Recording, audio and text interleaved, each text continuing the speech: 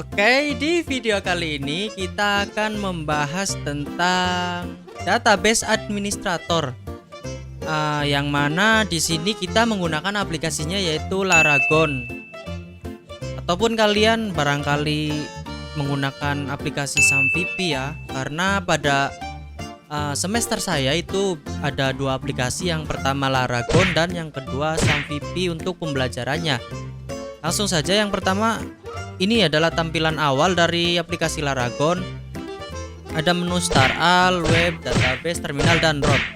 Kita klik Start All, kemudian Database, dan ini adalah tampilan website dari aplikasi Laragon seperti ini. Oke, jadi di pertemuan kali ini kita akan membuat query-nya terlebih dahulu, kemudian membuat tabel. Dan di pertemuan kali ini juga kita akan membuat banyak tabel. Jadi simak dan perhatikan langkah-langkahnya sebagai berikut. Mungkin untuk programnya kita akan diketikkan oleh teman kita, Aldi. Silakan Aldi. Perkenalkan, nama saya Aldi Renaldi. Saya akan mengetikkan database dan tabel-tabel. Kita langsung aja supaya durasinya dipercepat gitu. Oke, kita ketik aja biar cepet ya.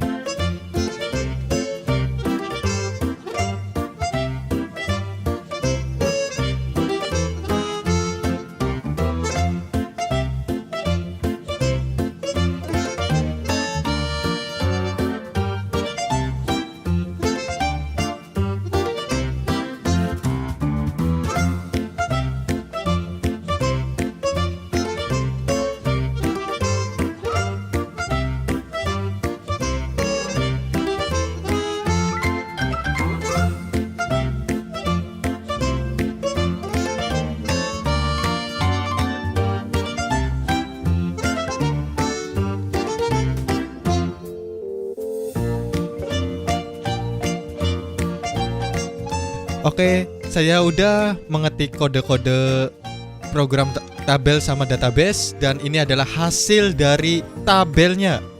Lihat ada garis-garis dan penjelasannya akan disampaikan oleh Tiro Malik. Oke, terima kasih kepada Aldi yang telah mengetikkan programnya tadi. Jadi di sini Aldi sudah mengetikkan program pertama, yaitu membuat database. Di sini query-nya adalah create database. Aldi mengetikkan db toko atau database underscore toko. Titik 2. Karena di PHP MyAdmin itu tidak boleh menggunakan spasi, karena jika menggunakan spasi akan terjadi error. Jadi solusinya menggunakan underscore. Bisa juga dengan penyambungan dua kata.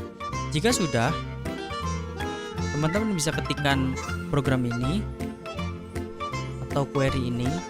Jika sudah, klik kirim. Pada bagian bawah, scroll terlebih dahulu. Jika teman-teman ingin pengen cara yang simple gitu ya, bisa ketikkan ctrl plus enter. Jika sudah, masuk ke bagian struktur. Kemudian setelah kita membuat database pertama,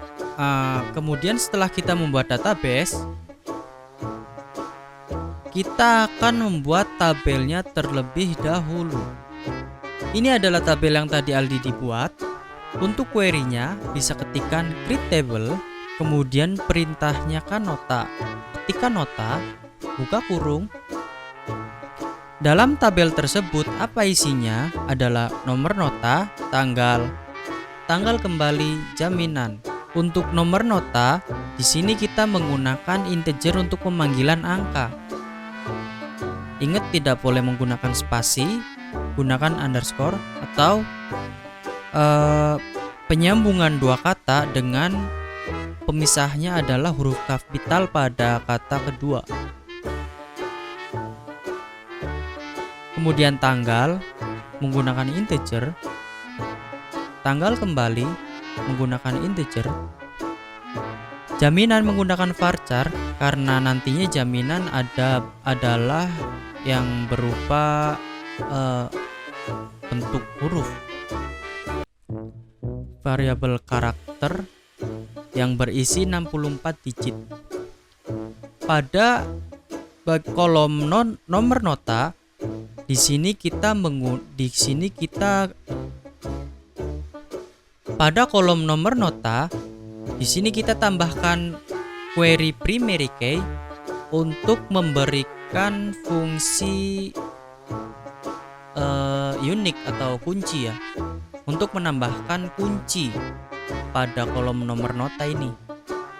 Artinya primary key ini nantinya akan digunakan untuk memastikan bahwa semua nilai dalam sebuah kolom itu tidak boleh kosong.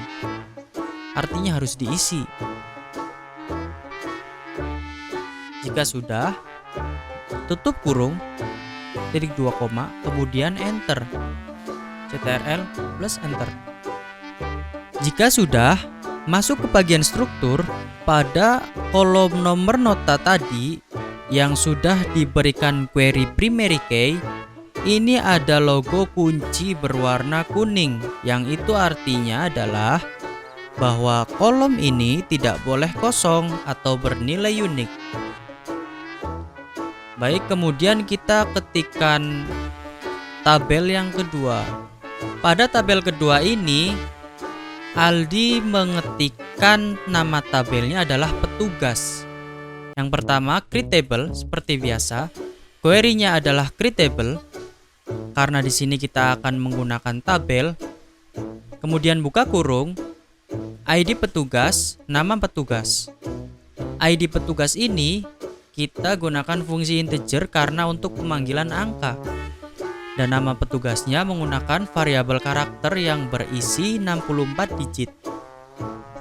Pada kolom ID petugas, kita gunakan primary key sebagai query yang nantinya akan digunakan untuk memastikan bahwa semua nilai yang ada dalam kolom ini itu tidak boleh kosong.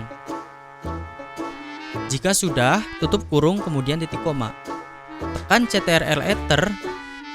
Pada kolom ID petugas tadi yang sudah diketikkan query primary key, ini terdapat kunci berwarna kuning.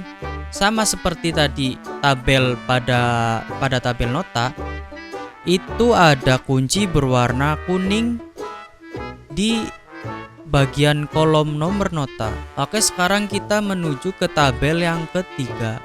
Pada tabel selanjutnya, tabel ketiga, Aldi mengetikkan anggota sebagai nama tabelnya. Create table, kemudian anggota, buka kurung, yang berisi atribut nomor anggota, nama petugas, alamat, telepon. Sudah. Atribut nomor anggota ini menggunakan integer untuk pemanggilan angka. Nama petugas menggunakan variabel karakter yang berisi 64 digit karena berupa huruf.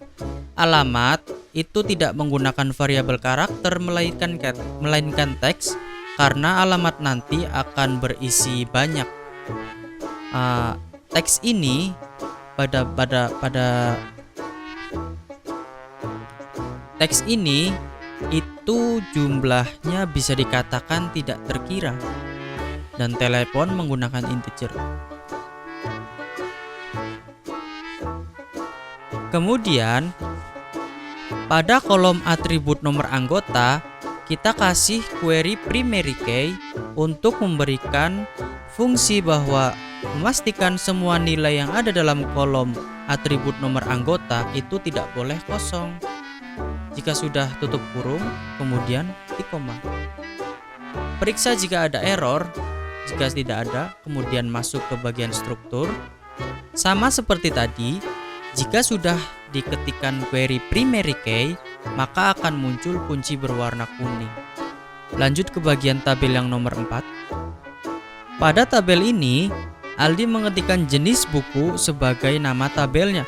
Create tabel, kemudian ketikkan jenis buku, buka kurung, yang berisi ID jenis, dan biaya sewa. ID jenis ini menggunakan integer karena untuk pemanggilan angka. Jenis buku ini menggunakan variabel karakter yang berisi 64 digit. Kemudian biaya sewa. Biaya sewa ini akan berupa angka. Untuk itu kita gunakan integer untuk pemanggilan angka. Pada kolom ID jenis, gunakan primary key sebagai query untuk memastikan bahwa semua nilai dalam kolom ID jenis itu tidak boleh kosong. Jika sudah, tutup kurung, kemudian titik 2 koma. Periksa jika ada error. Jika tidak ada, masuk ke bagian struktur. Pada kolom ID jenis, ini terdapat kunci berwarna kuning karena tadi kita sudah menambahkan query primary key. Lanjut kepada tabel selanjutnya. Pada tabel selanjutnya, Aldi mengetikkan buku untuk nama tabelnya. Seperti biasa, create table, kemudian buku, buka kurung, isi pada tabel buku ini yaitu kode buku, judul buku, ID jenis. Pada kolom kode buku ini menggunakan integer untuk pemanggilan angka. Kemudian judul buku menggunakan variabel karakter yang berisi 100 digit. Dan kolom ID jenis menggunakan integer untuk pemanggilan angka. Pada kolom kode buku, gunakan query primary key untuk memastikan bahwa semua nilai yang ada dalam kolom kode buku itu bernilai unik atau tidak boleh kosong. Kemudian pada kolom ID jenis ini, gunakan query version key untuk memastikan bahwa nilai pada kolom tabel yang ini itu akan merujuk pada tabel yang lain. Referensi dari kolom ID jenis ini adalah jenis buku. Jenis buku di sini merupakan tabel. Jika sudah, kemudian tutup kurung dan titik 2 koma. Cek jika ada error, kemudian masuk bagian struktur. Pada kolom kode buku, ini terdapat kunci berwarna kuning yang artinya kolom kode buku ini itu sudah dikasih query primary key. Dan pada kolom ID jenis ini menandakan bahwa kolom ID jenis tadi sudah dikasih query origin key, yang mana query tersebut itu berfungsi untuk memastikan bahwa nilai pada kolom tabel yang ini itu merujuk pada tabel yang lain, yaitu tabel jenis buku. Kemudian yang terakhir, ini adalah tabel transaksi, yang mana nantinya pada tabel ini itu akan merujuk kepada tabel-tabel yang lain. Karena di sini sudah digunakan query origin key yang berfungsi untuk memastikan bahwa nilai pada kolom tabel ini itu akan merujuk kepada tabel yang lain. Isi daripada tabel transaksi yaitu nomor nota, nomor anggota, kode buku, dan ID petugas. Gunakan query origin key pada kolom nomor nota. Kemudian referensikan kolom nomor nota tersebut kepada tabel nota. Query origin key pada kolom nomor anggota ini referensikan kepada tabel anggota. Kemudian origin key, kemudian kasih origin key lagi pada kolom kode buku ini yang direferensikan kepada tabel buku. Dan yang terakhir, kasih query origin key ini pada kolom ID petugas dan referensikan kepada tabel petugas. Jika sudah, tik 2 koma. Cek jika ada error, dan jika tidak ada error, masuk bagian struktur. Kita masuk kepada database toko, yang mana programnya diketikkan paling awal sebelum tabel yang tadi kita buat. Jika sudah, masuk database toko, klik pada bagian designer. Oke. Ketika teman-teman semua sudah mengetikkan beberapa database, juga tabel-tabelnya, ini adalah sesi terakhir dari pembelajaran pertemuan ini. Kemudian klik designer. Lah di sini sudah muncul gambar-gambar yang tadi kita kasih query origin key, yang berarti untuk merujuk kepada tabel yang lain. Oke, di sini saya akan jelaskan mengapa. Oke, jadi transaksi di sini itu tadi kita kasih query origin key pada beberapa kolom. Oke, yang pertama, ini ada kolom nota yang merujuk kepada tabel nota berwarna tali biru. Jika talinya tersambung, artinya tidak ada error. Kemudian yang kedua, nomor anggota ini merujuk kepada tabel anggota dengan tali warna kuning. Teman-teman bebas posisikan tabelnya di mana aja. Kemudian yang ketiga, kolom kode buku kita rujukan kepada tabel buku. Kolom ID petugas ini kita rujukan kepada tabel petugas. Jika teman-teman semua sudah mengetikkan, membuat tabel, dan ternyata tidak ada error, maka kemungkinan besar ini akan berbentuk seperti ini. Oke, jadi di video kali ini kita telah mempelajari cara membuat database, cara membuat tabel, juga mempelajari beberapa query. Jangan lupa teman-teman memperhatikan cara pengetikan, dan juga perlu diperhatikan sekali ini adalah jika spasi itu tidak diperbolehkan di sini. Segitu saja di video kali ini. Saya Tiro Malik pamit. Dan saya Aldi Renaldi. Kita berdua pamit dan bye-bye.